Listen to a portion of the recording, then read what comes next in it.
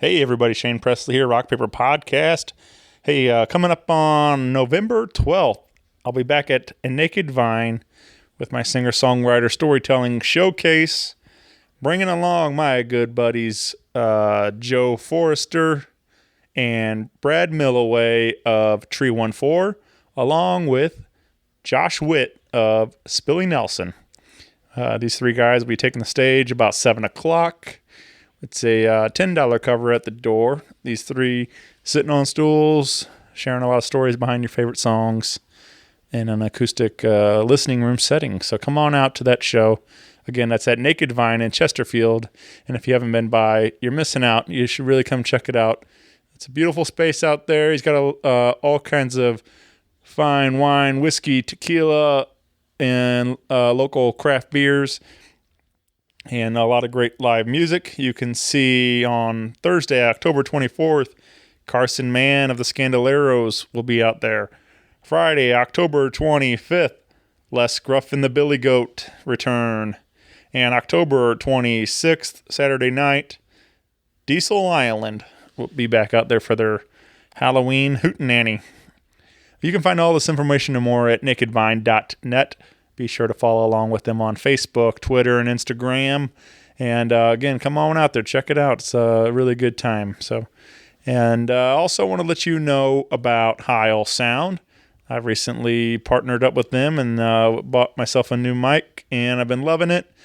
And I think you will too. So check out Heil Sound today and pick up some new gear. And also want to let you know about Joseph Meyer Club. Check them out at josephmeyerclub.com and pick up some of their brand new foaming aftershave. It's another product I've been using myself, and I love it. So you should check it out. You get free shipping all the time on all your orders over there, and you can save an exclusive 20% off entering my code RPPJMC20 during checkout. So again, check it out and get yourself some new foaming aftershave and treat yourself right. That's about it for me. I would love to hear from you. If you're listening, wherever you're listening, I want you to, I would love to hear from you, and shoot me an email through rockpaperpodcast@gmail or Facebook and Instagram, and let me know what you think of it. If you got any tips or suggestions, or you want be interested in a hat or a shirt or anything, yeah, reach out and say hey.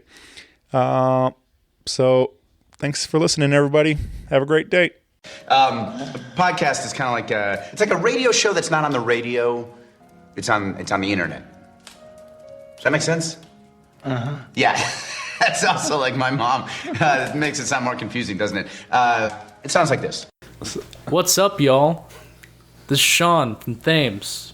You're listening to Rock Paper Podcast. Yeah.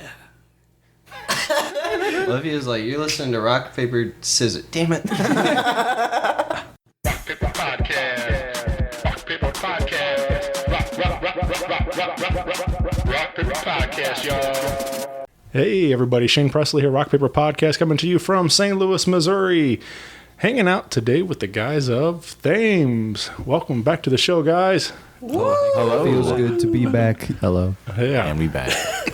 Yeah, man. I think I just pulled it up there. It was February 2018 we last hung out, so we've got a lot to catch up on today. Yeah, we do. Yep. So, well, like I said, I guess we should probably go back around the mic, though, and everybody say hi, introduce yourself, especially since we have a new member of the band since we last hung out. So,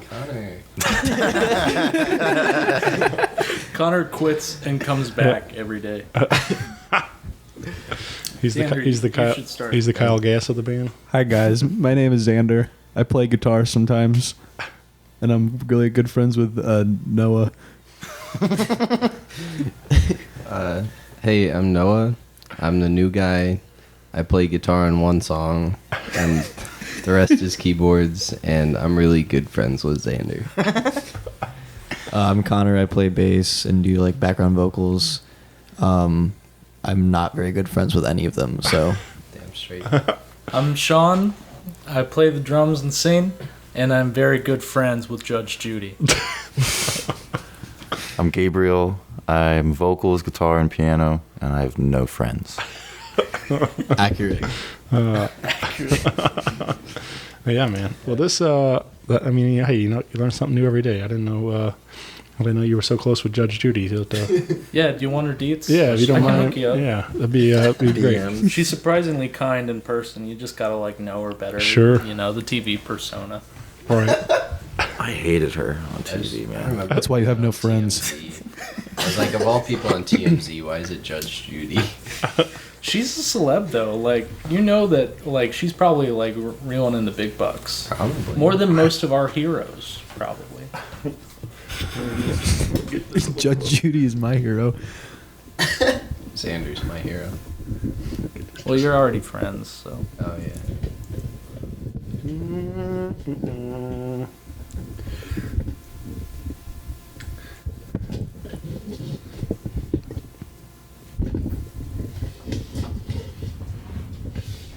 What the hell's going on? I thought these were.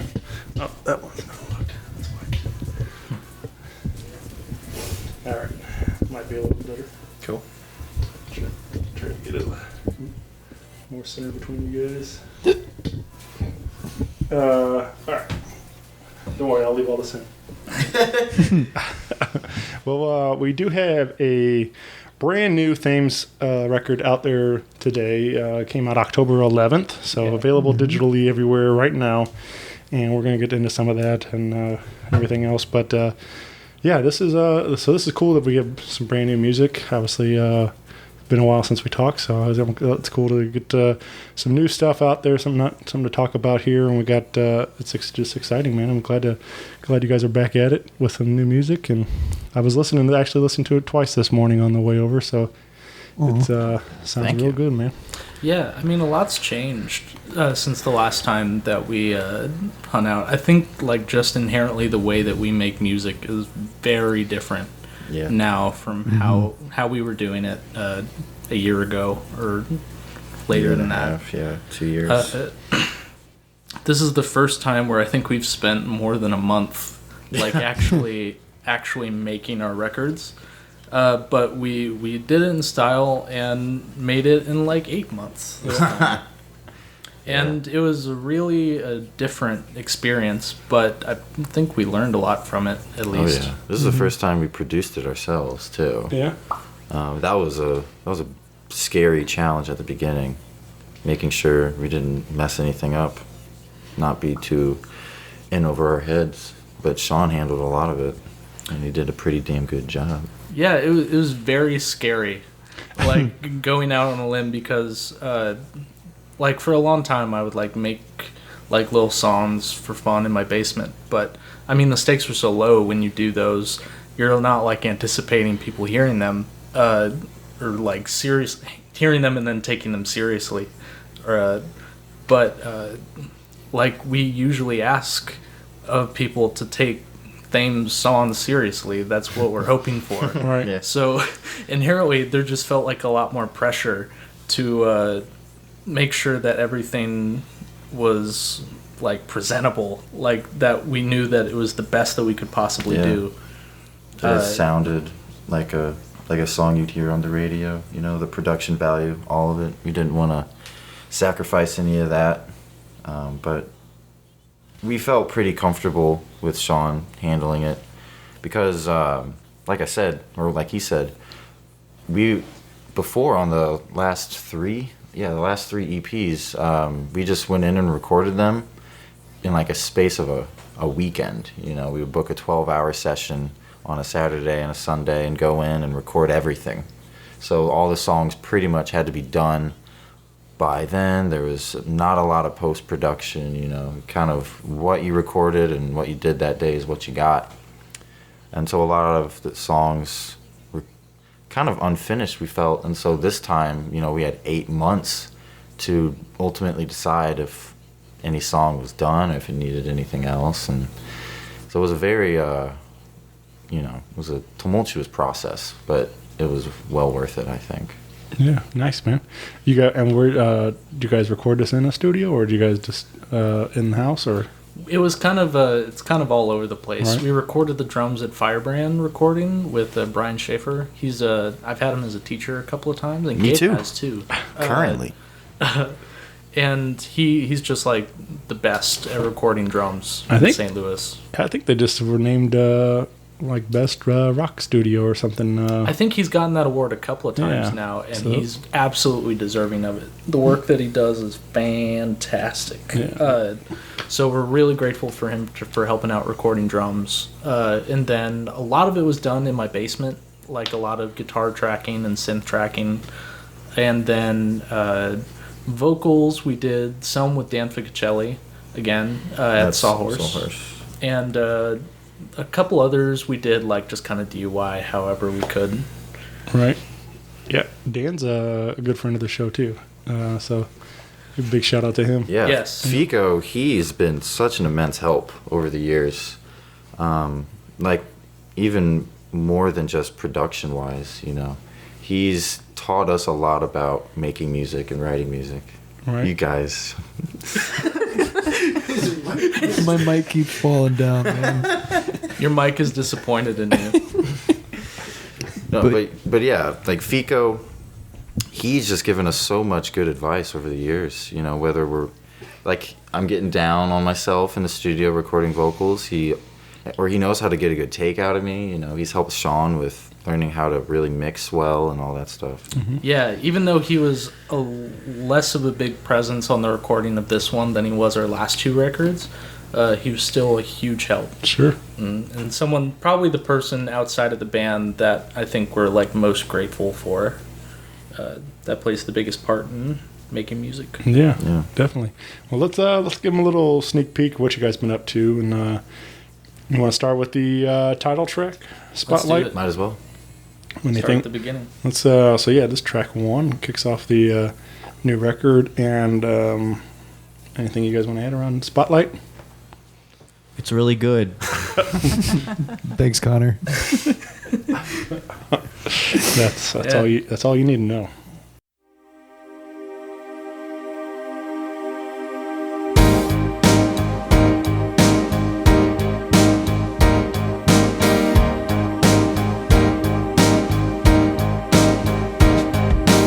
This is where it ends. Becoming more than lovers, being less than friends. But you know I'd still believe you every single time. Those kisses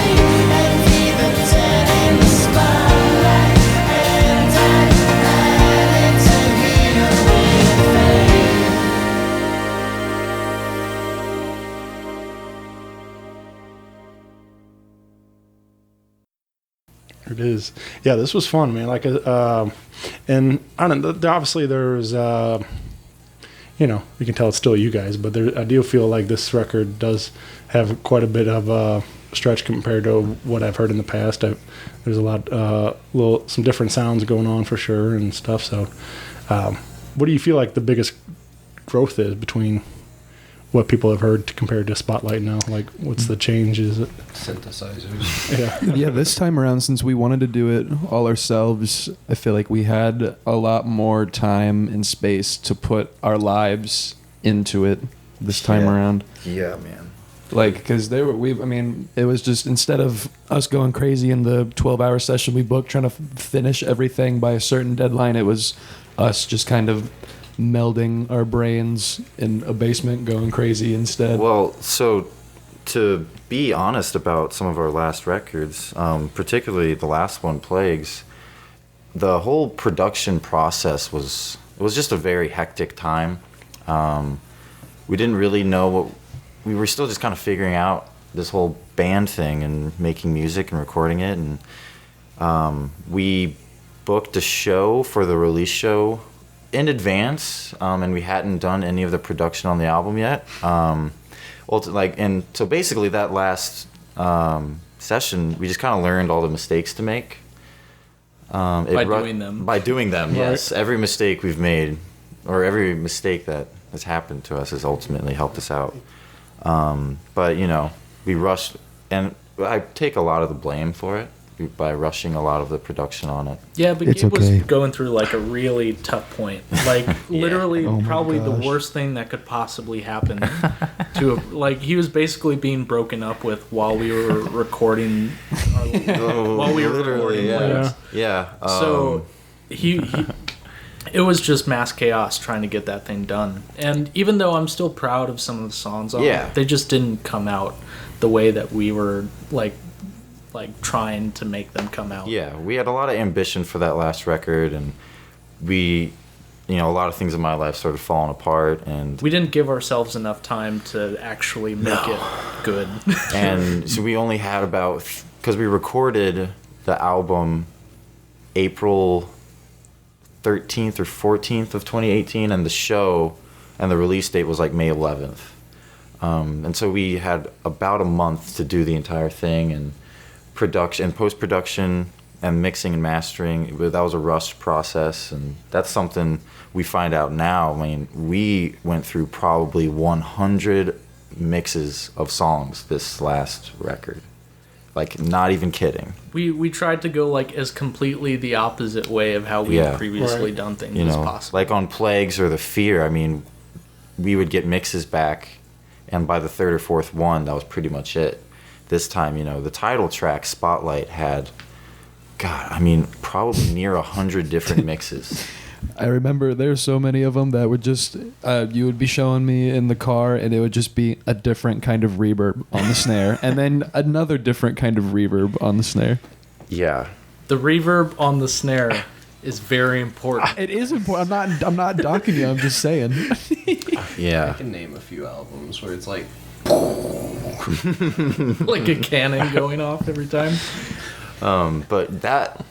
So we just learned all of the wrong ways to go about it on the last one. Well, at least you were like you're saying, learn from those mistakes and able to apply it and create a better product for this one. And yeah, I think the beautiful thing about this one too is a lot of these songs came together as a group. Mm-hmm. A lot of the times in the past, it's just been a lot of my ideas, teaching other people how to play my ideas, and then that's kind of the basis of the songwriting. Whereas this time, it was Xander had an idea, or Sean had an idea. Noah came up with his own guitar licks on some songs. You shaking your head? You shaking your head? Shangri-La, yeah. yeah. But it, me and Xander and Sean would get into these little pockets where we're jamming in his basement, and it was like, I guess, one mind, particularly Love Right Now. I would have the main idea, and then we would all get together, and the song would just be born. And so that was a really cool experience, way different than the way any of our last stuff happened. Well, mentioning Noah, I think we should probably talk about how since we last spoke, he's obviously things have changed. We've added a new player to the band, We have and 5 people now. yeah, And I think we're pretty much better for it. Noah kind of came into the band through what I tried to make him feel like was a natural just happening of things, but was actually like totally my plan from the get-go. Gotcha. Which I didn't know. Surprise. We did the Undercover Weekend show with Tomko last year, where we did an Ark and Monkeys set. And we were still a 4-piece at the time, but I knew that to do those songs the way that I would want to make them be done, we would need 5 people. right. And I just met Noah through a mutual friend, and I like knew for sure that he would be down if he could do it. I mean, yeah, I already knew all the songs. Yeah. So I was like, hey, would you be interested in playing the show with us as like a 5th guy? And he was like, down. And then like as we were like going through the rehearsals for the show, it just kind of started feeling like, Well, it was even before that I His- was already like with you guys. Yeah. because He was true. Took the summer off to explore the world or something. Connor was a busy bee for a little bit. So, sorry. So there was like 1 or 2 shows where Noah ended up filling in for him on bass. So we got to know him through that. Yeah. Way to call me out. Remember that time that we tried to play a show and we were like, dude, where are you? And you're like, I'm in Canada. What are you talking about? I was That so was the funniest pissed. show. That's why it's good I joined the way I did, because like just in We would've case been fucked. Connor's already like, if he's ever in Canada again, I already know his parts, so we can have another show like that. I will never forget what you said. You were like, oh man, all right, I need a phone charger and a Red Bull. Let's do this. That was after he was already in the band. That was this summer. Yeah. But kind of like as we kind of ramped up near the show, and like by the time that we were actually playing the show itself, it kind of just felt like he was in the band. So after the show, I think there was like a little bit of time where it was kind of like in limbo. Because I was like, oh man, this would be cool, but I'm also already in like 2 bands. Yeah. Yeah. And like, The solution is get rid of one of those bands. yeah, and so I did, and that was probably for the best. Fair. But then we don't mention that one. Yeah. And then the other one slowed down, so I took one and ran with it. Yeah. I think last time I saw you guys, I think it had been a little bit now, but it was Delmar Hall, one of those.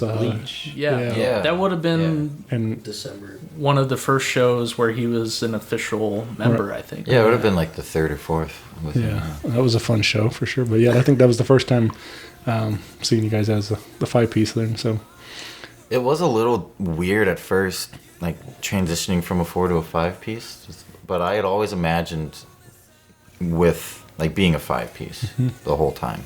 Yeah, but We were always- we just couldn't like Yeah. have a person join and then know eventually they would leave. Like, You know? when we first started, I remember talking to Xander and Sean, just being like, eventually we're gonna have a 5th person. It's just we didn't want to pick the wrong guy.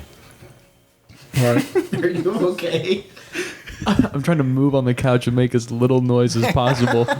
Xander is having mic stand problems. I'm afraid of the microphone. He's having trouble getting it up. We are definitely a much better band with him in it. Yeah, I felt like Performance-wise, everything. the second that Noah was in the band, we just like I felt like we got better like instantly live. Oh yeah, it just clicked. Yeah, I'm pretty. he's the favorite. Yeah, he's a pretty one. That's why we put him in the back so like he doesn't. Yeah, so people have to like look really hard. Yeah. Pay a lot of attention to see me. Yeah. Well, let's drop in another track, and this is again off of Spotlight, available everywhere digitally. Wherever you get your music at. This is a track called "Eye Contact," and what do you guys want to talk about this one? Anything? Gaby. What? I said Gaby. So this was like a really late addition to the record because it was originally going to be like a 4-track EP. And then Sean challenged me to make a slower, less emphatic song like You Do It To Yourself or Spotlight, where it's very big and loud and very dynamics all over the place. And I had just started really getting down to the nitty-gritty with my Ableton. It's like a digital audio workstation, and so he challenged me to do that, and I one night was up until 4 a.m. just trying to emulate sort of R&B dance, like Drake in 1975 and like everything in between, and it just kind of happened. And then I said it was cool. Yeah, because I didn't know. I was like, I made this. How do you feel about this? That's a song now. Because I was up until 4 a.m. My brain was mush, so I was like, I don't know if this is good or not. And it worked. Yeah.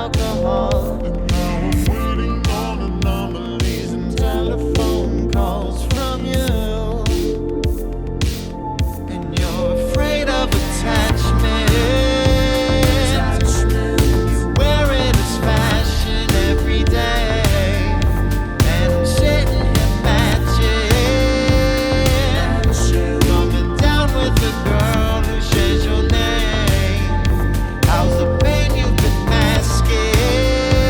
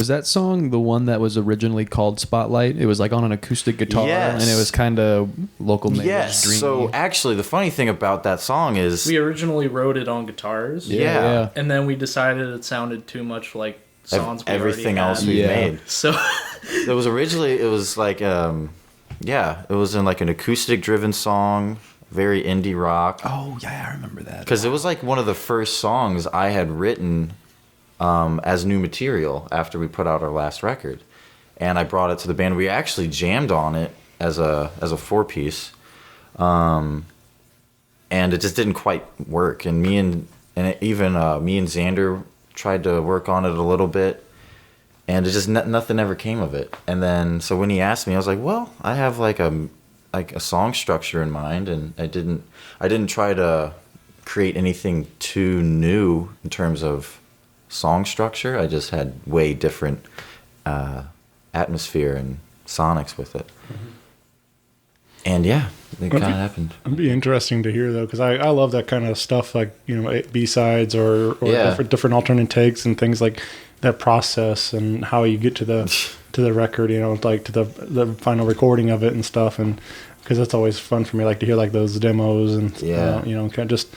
I enjoy the like the evolution of a song. Can start on it was just a writer and a guitar, and then develop into what you hear as eye contact and everything else. So it's a fun process. When the album came out, me and Xander listened to a lot of the old demos just to see how far the songs had come. It was wild, man. It's really weird because we used to just record everything on little voice memos on my phone, and we would jam, and that's how I would kind of hear the song in my head and go from there. And then the biggest thing we did that kind of helped this whole process, we started actually recording into Pro Tools, like some demos. And that was like a pretty big thing, I think, going from voice memos to actually recording into software. We were like, hey, what if we tried to do the thing that all other bands do and record us demo? Yeah, because really, like before, it would just record into this voice memo, and everyone would remember their part, and then we would go to the studio and record it. yeah, it was like already in stone before we even like went to the studio. This time it's like we were writing as we were making it. Yep. And it led for a lot more like I don't know, creative input. We got to kind of use our intuition, helped us grow as musicians, but also like creative friends, or whatever you want to call it. Like, but yeah, it was cool because we wanted to take all that ambition that we always wished that we could throw into the 12-hour studio session, and then because we had 8 months to do it, it was just sky's the limit. Yeah. There was no... It also led for more efficient songwriting, because there are songs we were working on that didn't make this record, that we ultimately decided didn't fit or wasn't good enough. Whereas before, it was pretty much like we never selected any different songs. It was like all 6 songs we went into the studio, made the album, because there are like 3 or 4, maybe even 5 songs that we all kind of worked on that we had very strong discussions about. I remember... What was the one in drop C sharp that we... Yeah, it was. I missed that one. Yeah. But that parts of that song whammy. ended up making it into the songs that are actually on it, though. Yeah, it was. I remember me and Xander were really strong on an idea, and Connor and Sean weren't as strong about it. They were like, nah, dude. We were like, this song, what is happening with this one? It's a no for me, dog. You were I was definitely on board. I had a new pedal where I didn't have to change the tuning Exactly. of the song, That's- so I was all on board. That's probably the best part about having a 5th member now, though. You got the tiebreaker, so you can... More pedals. Yeah. Noah has more pedals than Xander and Gabe combined, and he plays the guitar the least. I use it for other stuff. I'm putting together like a synth board now. Now's the time to plug your other band, Noah. All right. Now's the time to plug it. Now's the time. Oh, I'm not gonna do it right. I'll do it later. You guys ever watch Songland? You ever catch that show? That's the show where they have famous people come on and talk about writing, don't they? Well, they have songwriters come in and pitch song ideas to famous people. Gotcha. Yeah, a really drunk lady at the time at Cowboy tried to tell me about it. It didn't really work out too well.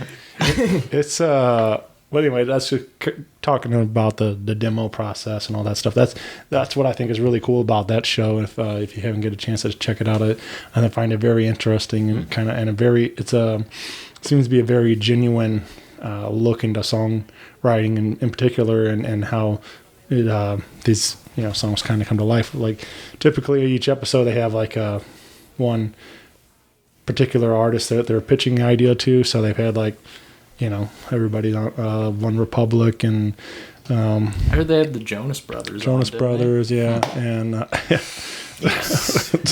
that Sucker song is like one of the best songs of 2019. I'm telling you right now. The one they did was called Green Light, was on the show, and now it's on all over Spotify and wherever you get music. That sounds pretty big now. Yeah, but it's so they have like they start with 4 writers that come in, and sometimes they like play the song just like themselves, or sometimes they have like a house band that like kind of helps perform the song, and then like they pitch this song to the talent, and then the three producers, which is Ryan Tedder and Shane McNally's like more into country music, and I always forget her, Esther something is the other. She's worked with like she like wrote Super Bass for Nicki Minaj and like all kinds of other big hits and stuff. So they're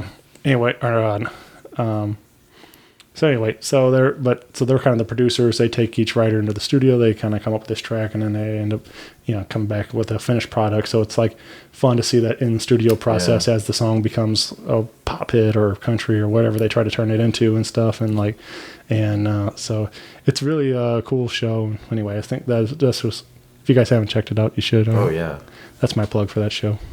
We listened to this podcast. Actually, you showed it to me and Xander. It's the one with Maddie and George talking about. So there's this podcast with members of the 1975 talking about making their last record, and they basically it kind of confirmed that we were doing it the right way. And it was very big for us. Well, what we hoped was the right we hoped. Yeah. We had no idea if we were totally fucking up or not, But their working dynamic, it was like the drummer was the main producer and engineer, and, he'd mix it. And then the lead singer was like the main songwriter, and that was like the tandem. And it was kind of what me and Sean were both doing. Right. Bouncing ideas off of each other. Now, granted, I think they're a little bit more insulated to just the two of them. I think the 5 of us all have some kind of input. Yeah, for sure. But on this project, for sure, it felt like me and Gabe with Xander kind of like running right alongside. We're like the ones that were spearheading a lot of it. Yeah, I spent a lot of time with Sean over the last year. Yeah. Hours upon hours at 3 a.m. Gabe was like literally on the floor asleep, and I would like wake him up to hear something. And then Xander sometimes is on the floor next to me, just like waiting to go to sleep. If we're gonna drive back or stay at his house. I would like get something and then be like, "So what do you guys think of that?" And then like when I look behind me, they're like literally snoring. Right. You rat bastards. Yeah, me and him got very close. Yeah. But I think that's, I'm sure all that helps. I mean, like just the one helps the project as the band as a whole, but as your friendship and everything else, and you guys writing together and everything. I mean, it's all good. I think so. Yeah, it was fun. Well, we got a couple of big shows coming up for Thames, and you can come see these guys live. If you are in the Columbia, Missouri area, Thames will be coming that way on November 10th to Rose Music Hall. And which he said this is your first time there at Rose, but I've been up there a bunch, and it's really a cool room and kind of like long shotgun kind of layout to it. But they got this like beautiful pavilion area out front where they do like some more evening shows and stuff in the summertime and things, and it's fun. But yeah, great space over there. It used to be called Mojo's back in the day, but so it changed names, but it's still great space over there. So you guys were playing with No Coast there? Yes. Yeah, we made friends with them while we were on tour this summer in Nashville. And they were like, "Hey, would you guys want to do a show in Como?" Oh, yeah. I call it Como. because I'm very familiar with the area. And I mean, we actually know a lot of people from Columbia, so it was kind of crazy that we hadn't tried to play a show there before. But I've tried. The stars aligned. we're super excited to finally get there. Yeah, and we have a big one for the St. Louis area, which this is going to be the album release party. Yes, a little bit delayed, just because I think it's nice to kind of give people time to actually know what the songs Sure. are before think- you have a release show. I think it's a good idea. Yeah, you could learn the lyrics and sing along and stuff at the party and all that kind of stuff. If they're so inclined. Yeah. But that'll be November 23rd at the Ready Room. We're going to have our release show. Are you guys doing physicals on this or? Well, we're gonna try this time. Yeah. Before we were like, there's only 4 songs on this, so like. We're not a CD band. But I think we might give it a try to do like a limited. Sure. We run feel of like it's appropriate. CDs. enough. Yeah. Well, obviously the conversation comes up a lot on the show. We're all kind of going through the same process, trying to figure out what's the best way to put music out there and sell it and stuff. But, tapes and records and stuff also are fun to do. I mean, obviously it's, pressing vinyl gets a little more budget, but just something physical is fun to have that tangible product and stuff. But I'm personally, I still love buying CDs and records, just because I like having in my hand to read the liner notes and pictures and stuff and everything else. So I enjoy that whole process. But it is fun to see like a lot of people like bringing tapes back and everything else, just like to have something there. I've had a conversation once with my friend Nick Vatterot's a comedian, and Comedy Central Records put out his album, but they were only going to do digital. And he was like talking about, obviously as a comedian, a lot of your sales come from your merch table after your show and stuff, just like bands. And so he was trying to figure out a way, and he's talking about like putting like those download codes on everything. And so he was like talking about going to like a garage sale and just getting like a basketball and one left shoe and all this whatever, like just a bunch of random shit, put on like a download code on it and put it on his merch table and stuff. And so I was like, hey, that's not a bad idea. We should try that. So, but anyway, come on out on November 23rd, big album release party for Thames over at the Ready Room in the Grove. Another great room over there. So you guys play Ready Room, right? Yeah, we've been there Yeah. 2 or 3 times, I think. So I thought so.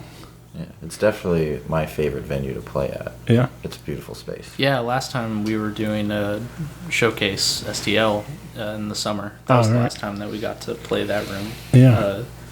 The Ready Room. Yep. Wasn't that the time that the power went out? No, That was a different time, but yeah. The fire in the manhole. We played a show at the Ready Room in February of this past year, and the what was it? Was it Pono or was it Hounds? Well, I think it was during Pono, yeah. Yeah. Yeah, it was during Pono AM set. The power went out. Because there was a fire in a manhole. Like That was somewhere the downtown. actual- somewhere not even downtown, close. like the entire strip of the Grove on Manchester, the power went out. And then it was really cool. Hounds came up and they played an acoustic set. Yeah, Pono Am and Hounds did some acoustic songs and kind of saved the show, really. Yeah. And then came back. And then conveniently the power came back on, like For right our when set. we were about to play. Because we were getting Oh, ready boy. to do an acoustic set. Right. And then power comes I back would have on. just been like sitting there.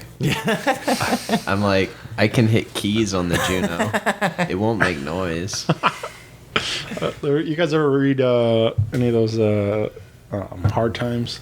Or anything? Yeah. Yeah. love the hard times. Noah is like a hard time. I'm a top fan this Yeah. week on Facebook. Yeah. Noah uses Facebook. I do. Just that It's being just done. better. Honestly, there's so much just screwed So much up stuff golden you won't find on content. Instagram. Literally half of my Facebook feed is Noah like sharing stuff real. from the hard times. Right. It's either hard times or like raccoon posting. Man treks cross country on Nick Cave's forehead. There's I just recently saw one on there. It was like band doing an acoustic tour. Drummer says it was go fuck himself or something like that. It was like something along those lines, and it made me really laugh hard. My favorite one was always Roswell Kid is still driving around the parking lot trying to find a parking spot for Riot Fest 2014, and it is November of 2015.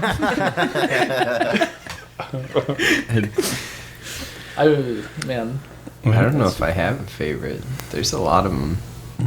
just talk about your raccoon. Is it a secret? Sorry. Let's bleep that out. I keep seeing that article with like the drummer thing, and it just makes me think of like every so far we've played. And Yeah. Sean, like we've experimented with like having one drum or shakers. There's that show, and I just like flicked a shaker the whole time. Yeah. And then eventually we brought drums, and we didn't have a kick pedal. Oh yeah. Yeah. I brought drums but forgot the kick pedal in St. Louis. It's a band of we were mistakes. in Chicago, so Yeah. there's no chance of me getting that back. Or what? It was like a 20-minute drive or a 5-minute walk to a music store. Yeah. So it worked out. Yeah, it came in clutch. You guys mentioned tour. Is there? Did you guys learn quite a bit on that experience? Yes. Oh. Tour was Don't where go to boys Cincinnati. became men. Never go to Cincinnati for any reason. This is Yeah, the we, Flame uh, Cincinnati show. Listen, Most go ahead. Most importantly, we learned what cities we can never go back to. It is Memphis and Cincinnati. okay, Are we gonna tell the? I want to go to Cincy just to like see Cousin Simple and their like home turf, because Cousin Simple's dope. that would be a great show. But also, I want to go back and visit Axel and Diego. Are we gonna tell that? Let's tell Axel and Diego. wow. Okay, There's Noah, a go lot we ahead. have to censor. Yeah, we have to censor a lot. It wasn't us. Thames is a straight edge band, but Jesus, this party was.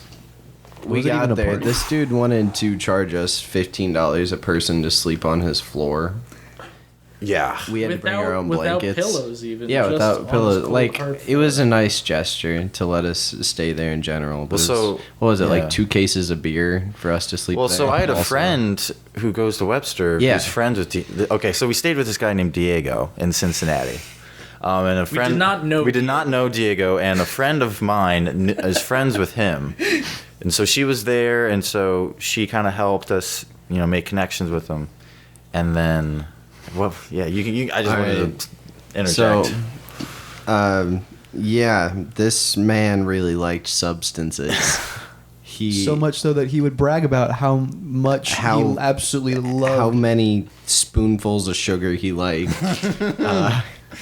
to the point where, like, oh my goodness, It was a And good 40-minute period, and he had maybe 5 spoonfuls of sugar. yes, and That's the medicine. yeah, like he went to bed at like 5 a.m. and then at 6:30 we're outside watching the sunrise, and this fucking dude walks out, chugs a Blue Moon with us, and then says, "All right, that's my night beer," or something, and goes back to sleep. And then at 11 a.m. I hear banging on the door, and I'm like, "Oh, these neighbors they're gonna hate us." And then turned out to be his mom with his little sister, who's maybe 8 or 9 years old. She's like, "Is Diego home?" And I was like, "I think this is his apartment." Like, it's like, take me to his room. I guess he moved there recently. But, so I went to his room, except I walked into the wrong room. It was his other roommate. I'm pretty sure he was just naked in the bathtub. Just Without water. Without water. sweating out the sugar. And then I walk into the other room, and our boy D is just passed out, face down in the bed, and I'm like, oh god, he's dead. Yeah, dude, I was worried he was dead. I opened the door, and I looked in, and I was like, Diego, your mom's here, dude. Like, wake up. And I hear nothing. And he's just, like, face down, like, oh god, this is not... I forget that you're I the don't dude wanna who be dealt with all I of opened this. the door for the mom. That's why it was so scary. It's like, I don't know. I'm scared of my mom sometimes. Oh, yeah. But, oh, she's like, I'll take it from here. And her and the little sister, daughter, whoever, they walk in. You hear, like, and then all of a sudden he's up. They're Well, she yelling. slaps him, yeah. Yeah, you heard 2 loud slaps. And so we're all awake at this point, all 5 We're all, of us. like, looking at each other like, We're like, what are we what going to the do fuck's from going on? here? So and she just starts yelling like, "What the fuck fuck, Diego? What is your problem? You pissed yourself, You Diego. pissed yourself. You're just like your father. And It we're was like, terrible, and I'm sorry, Diego. Slap. But yeah, slap, and we're like, oh my And then we hear God. him start to like, and they're like, oh, okay, he's alive. He's and Yeah, I was it's like, worried, yeah. Diego, what are you on? And he's like, I'm not on anything. And I'm like, you had quite a bit of sugar, dude. And then- so, yeah. And his mom started going on like a speech, like it was written. She was like, Yeah, you dude. said when you moved here you were going to change. Slap. Yeah. And You said this was going to be the start of a new leaf. I felt like it was in a soap opera. it was, like, definitely. We were, like, because on you were hearing Shameless. this through the wall, Yeah. down the hall. Oh, and Yeah. the poor little 8-year-old girl is just standing in the room. Yeah. And she runs through. And then She's she- like, she is mad. And then she just like leaves. I was like, she is mad. It was She's right about that. And I talked to her when I went outside. Like, as soon as all this happened, I looked at the boys and I'm like, guys, like, if she calls the cops, we are screwed. Yeah, so we Like, got the hell out. we got to get out. Like, we're gonna look like we were a part of this, and we were not. Yeah. But so we walked out. We literally just grabbed everything we had in one trip. less than Didn't 2 even minutes. walk back through the house. Connor lost. Someone stole my AirPods, There's dude. that. I am literally pissed about that. Lost a couple chargers. You know it was Axel though. Yeah. but It had He to was have gonna been get Axel. that payment. Oh, and But, that. Sorry, go ahead. no, you go ahead. That dude Axel, we were all just hanging out like after the show, like 3-4 a.m. Everyone's chilling, and this dude Axel just walks out after not being a part of any of the social gathering for hours, shirtless with a bass, and just starts playing. He sat there for Random 3 notes. hours. Random notes wordlessly for several hours on a bass, and then we talked about something, and he interjected was after like, "Aha." hours of wordless silence, playing random notes on a bass that I was was not about plugged to in. No, he lose was my learning shit. Enter Sandman at one point. I was was kinda nice, losing though. my shit. It was a liked little like to have in the background. Oh over- God. But Just atonal We're about- music. Oh my God. tail end of the story almost. Also, Cincinnati. We left this house because it was so uncomfortable twice, and I don't know why, but Cincinnati has cops in every single restaurant at night. Yeah. like our we went to Waffle House. Oh, And yeah. a cop sat us down at our table, like they were the person who walked us there. Same thing at Skyline Chili. Yeah. How do you remember that name? That Skyline, delicious that chili. place was good. Yeah, but But it's impressive. so after we leave the apartment, we're walking out, and in the car is like Diego's both of his sisters. One of them's like, I think she's like 17, and the other's 9, and they're both in the car. And I was like, "Hey, everything okay? Is that your brother?" And they're like, "Yeah." And then the 9-year-old's like, "Yeah, he's a fucking idiot." And then we drove to Muncie, Indiana. Yeah, we got there like 5 hours early. Yeah, because we were like, dude, we're leaving this state. I just the whole time you're listening to Mom yell at him, I imagined the 5 of you guys like with your ear against the door. And, like, We all didn't 5 of you. even have to have her. No, ear it was against so the door. fast. She was speaking Right. very loudly Oh, yeah. and clearly. Well, yeah, because when she first went in there and we didn't hear him, we were a little worried that he was fucking dead, dude. I thought he might Yeah, be. and I was looking around. I was like, dude, this is like a Do you remember? bad situation. Did we murder Diego? I don't remember. murdered Maybe. himself, dude. Yeah. What are you saying, Connor? Do you remember Nico, the huge, like the dude Oh who my was God. there the night before, who at 4 a.m. the like Sugar Man, yeah, who was on Candy Man. who was on every substance imaginable, and he like Parked his car he, In the grass, almost on the sidewalk. well, so he And they were like, leaves. dude, get your car off the front lawn. And he's like, why? Why would I do that? He left, and then an hour later he came back and he pulled all the way up, like on the grass, and he's like, "I just gotta get my cigarettes, man." And then he goes inside, he gets his cigarettes, and like doesn't leave. I don't understand how he's alive. He like because he could not walk. He could. So He how drove. could he have driven? Yeah, he parked his car like surprisingly straight, just in the grass. Yeah, no, and Diego, like the only smart thing he was ever said was like, "Hey man, like if you got to get your car off there and turn your music off, like I'm gonna get evicted." And I'm just like, okay, that's reasonable. That's reasonable. Yeah. And then of course, a lot of other things happened regarding Diego that were very unreasonable. So I just remember a very uncomfortable conversation with Nico about like won however Tinder match he had. Oh, God. They were 17. He was They're- 30. Yeah, he was He's a 30. He has a 5-year-old daughter, and I was like, all right. And then he went on this whole rant about Y2K.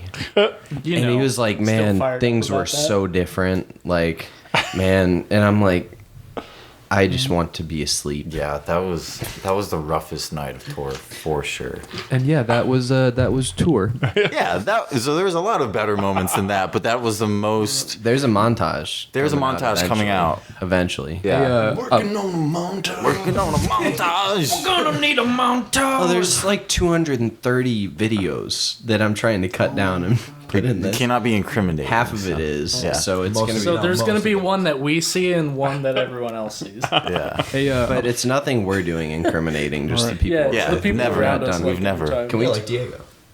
What about the farm? Yeah. oh wow, the font. That was a beautiful. That was like That's the at opposite. the end of the spectrum. Yeah. You So- tell that story, Bucko. We were playing a show in Asheville, and our friend Claire, who we met through Webster. She's from Nashville. Yeah, and these I don't exactly remember how it happened, but our now good friend Rachel, that everyone calls Horse Girl. Her name is Rachel. I do. I'm sorry, Rachel. I hope you're doing well. Her friend, she like dared a friend that she was with to like go talk to these girls. Our friend Claire, and then we just ended up like hanging out with them throughout the night, and we were staying at this house. Oh, after this long like process of trying to get home and find the house we were staying at, our And friend then get Gade, in. we couldn't get in because we didn't have the key. And then, or did we have the key? We had but the key, it but wouldn't the work. So the lock, you had to open it in a really like specific way. So we just like couldn't. Basically, I just ended up like shoving my shoulder into it, and we got in there. But we had to sleep on like hard tile or Well, something. no, they had couches. Yeah. But We were gonna No all blankets sleep and on the anything. floor in awful predicaments. was carpeted, though. True. Our friend Rachel, now our friend Rachel, was like, "Well, I live on a ranch out maybe 20 minutes from here. If you guys just want to come stay there, I have lots of beds." And Gabe was like, "Fuck off! I'm already." I was already asleep, so I stayed there. yeah. But then we got there, and it was, I mean, like you pulled off of the highway and took these like just one or two twists and turns, and it was like you were in the middle of nowhere. It was just immaculate farmland. It was beautiful. It was beautiful. I will never forget the next morning when we woke up and we all walk outside, and she's like, "I gotta go feed my horse real quick." I was like, "What are you what?" And then we all walk outside, and she just she steps back and goes, "Ranger!" And you just see this horse come out of nowhere. It was like it was like, oh my god! It was like I was seeing God. Literally like this like tunnel of trees, and then just I think this giant white horse comes out of nowhere. And I'm like, where are we? that's one of the best videos we have in the montage so far is like Connor. It wasn't the candle, But was it? No, we're good. it's like we're all out by this, we're all half asleep, look like absolute heck. And I pan over it, like you hear Ranger, you hear the stomping, and this like horse just sprinting to the gate, but looking like so fabulous while doing it, as horses do, like majestic. Yeah, majestic. And then I pan over to Xander, who's in like a tank top, unshaven, terrible, greasy looking hair. And he's just laughing his ass off. We actually stayed there twice. And, Yeah. and Yeah, we stayed there again and didn't even expect. because to we be went late. back down to Memphis and we went back up. We had no idea where we were going to stay because we had that show in Cincinnati, and that's a long ass drive. And so she was very, charitably was offered us to stay there again, and we didn't have a show that night or anything, so you can. I was to say to any touring acts going through Nashville, look up Pleasant Hill Road. She now does a like an Airbnb exclusively for like That's artists sick. that Oh, come nice. stay through. Very She cool. has We a- all inspired each It's other. a very nice place. I had a Yeah. bed with sheets that matched my shirt. It was the only night on tour all of us just kind of went to bed at like midnight because everything else was like 4 or 5 in the morning. This one was just nice. It was so good. But kind of full circle, the first show we played on tour in Tulsa was the best show we played. It was, I mean, the stage was big enough for all of us. There were maybe 100 people there. All the 150. bands were nice. 150. And that was one of those moments I remember, at least me personally, like I felt that thing that we do. I don't know, when we all just connect when we're playing these songs. It was like we were playing the new songs for the first time. We've all wanted to go on tour for so long, like dreaming of it as kids and whatnot. And then it was like we were actually there in the moment. And it was, I'll never forget that. That's what it was like. The rock and roll gods were like, "Is this what you want? Here's a little taste." And then the next day it was like, "Here's fucking Diego." Yeah, it was so. It was the first day of tour, and the night before, the van that we were gonna take crapped out at like 1 a.m. The transmission, and we were all scrambling. Me and him were up until 4. Got up at 8, trying to figure this out. We ended up fitting everything into one car, and then Sean's car. Yeah. Sean's car, and then Connor's. My not large car. Yeah, it was a horrible drive. But, we were all just kind of on edge, and then we get there, and it's just this beautiful venue, and 150 people who are into the show. Nice really green great room. bands. I felt like they really knew nice us green already, room. but they did. They didn't. We made so many connections there. There was that kid with the lunchbox. Oh. And he was like, "Yeah, you guys want Molly?" We're like, no, we're good. He was like 2 years younger than me. Yeah. But this kid had bleached hair and cool glasses. But there was was that really other kid cool. who was like, "Hey, you want a Capri Sun?" yeah. He was like 16. But this dude was cool. We keep in We touch. met this dude named what's his real name? Horseman in the Herd. I don't Shout know. I out. forget his real name, but I follow Horseman him. in the Herd in Tulsa. He's the sickest dude. Dude, His they are show, awesome. It's just they're like awesome. one And his guy. bass player gives out Capri Suns. Yes. That's He's how we like know David bands on shit. Bowie-esque. But the beautiful thing about tour was that day kind of gave us a tease because everything else in between was kind of up and down. We experienced every high and every low and everything in the middle of the tour. And then at the end, Milwaukee, that was like pretty on par with Tulsa. It was a smaller show, and it was about 50 to 60 people, but the crowd... the best by far. Did I? We sounded the Oh, best. we sounded the best. Which show was The it? Milwaukee, the last The Cactus show. Club one? Cactus Club. Oh, with like Death Cab and Queen's posters. Yeah. And so it kind of was bookended in this really... The best shows were the first and last. Yeah. Everything in between was a jumble of chaos. Yeah. Like an ice cream And I sandwich thought that was so poetic to have it like reversed. Yep.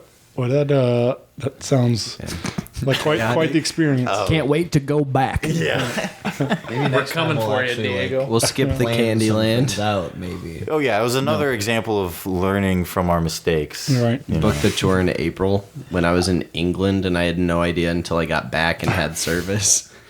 I remember that. Yeah, you were gone for like 2 weeks. Yeah. It was great. Pretty sure your boss was not very happy about any of that. We worked it out. We did. Don't say anything. Fist fight. in the Yeah, I'm not saying nothing. Is there any truth to that "You Do It to Yourself" is written about Diego? No. Wow. Dude, That's a rumor. you almost like I thought you were about to say who it was actually about. I was gonna cry, and I would have brain melted. Suddenly, we all just have to was a- change our names. That was a rumor I'm starting. Sorry, guys. There is a fun story behind go the with song it. "You Do It to Yourself," but we cannot share it. Yeah. It is to be a mystery. It's not public domain. Put it on our grave. Yeah. Who that is about must remain anonymous. But that is a kind of song. Maybe you and your friends are hanging out. You want to eat some pixie sticks, some sugar, and go have a good time. That's the one.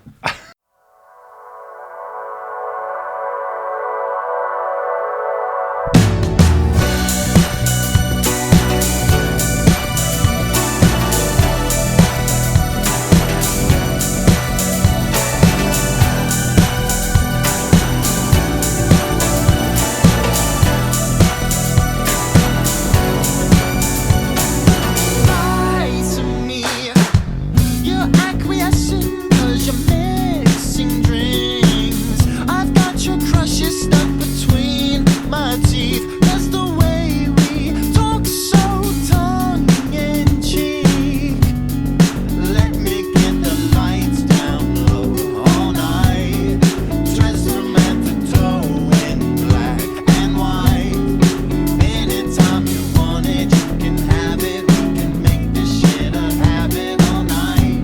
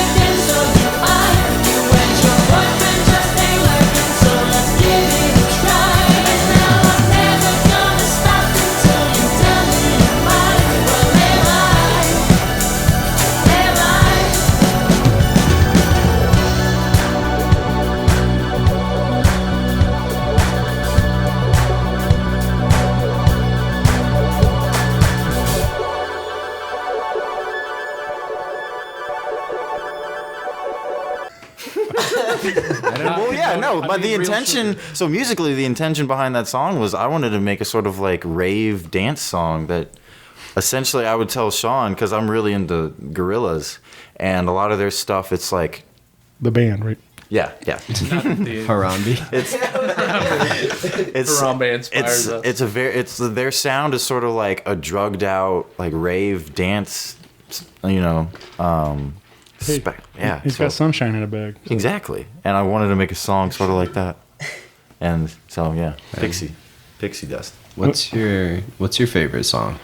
I really liked V a lot. Like just that, what is it, 808 or something on the opening up that song, and it's like that, like a heartbeat almost. Yeah. Like I don't know, that sounded cool for sure. Gabe's like feeling V lately. Like we threw that song on pretty late in the game. Yeah. But it actually did feel right to put those instrumentals on. It was a complete accident. Me and Xander were working on it, and we were working on it in my Ableton, and I threw on like 6 or 7 delays. I just dragged. I didn't even know which one I dragged. It was a complete accident. Yes, a complete accident. And he's just strumming, and then it turned into this big atmospheric sound. And I was like, oh my god, we've got something. So Yeah, that was fun. And yeah. I would like to point out that it's called V, but it's the 4th song. I know. I was about to say that, and I'm pissed. Wow. It's not Because it's not a numeral, but Well, it should. You should do V minus I. Well, you can come see these guys live in St. Louis, Missouri, November 23rd at the Ready Room for the big album release party. Stream Spotlight wherever you're getting your digital music right now. Tidal? Tidal. Deezer? Title. Deezer? And you can follow along with all the other info and shenanigans through Facebook and Instagram. Don't forget about our Twitter. Oh yeah. Twitter's where it's it at. used to not be any sort of platform we used, but now it is shouldn't. probably the golden platform we have. It's just reckless.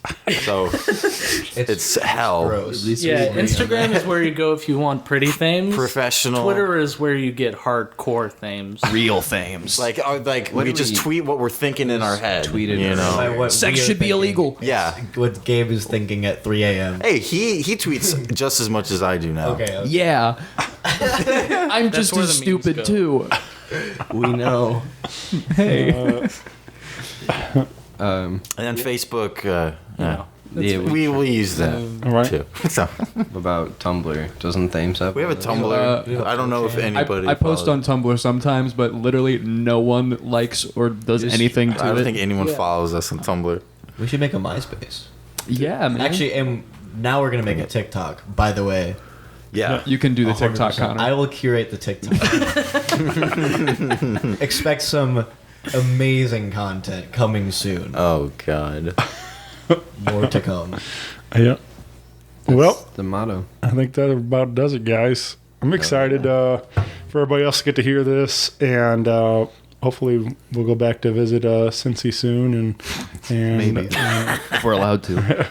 Weird band. If Diego's mom lets us. I want Diego to hear this podcast. Are you guys? I hope Is that, I hope he feels better. Are you guys hoping to make a run back out there next summer, or with this new material, or Who knows what the future holds? yeah? Yeah. I mean, now I that think a tour probably, but England. maybe not. Maybe Cincinnati. not. Well.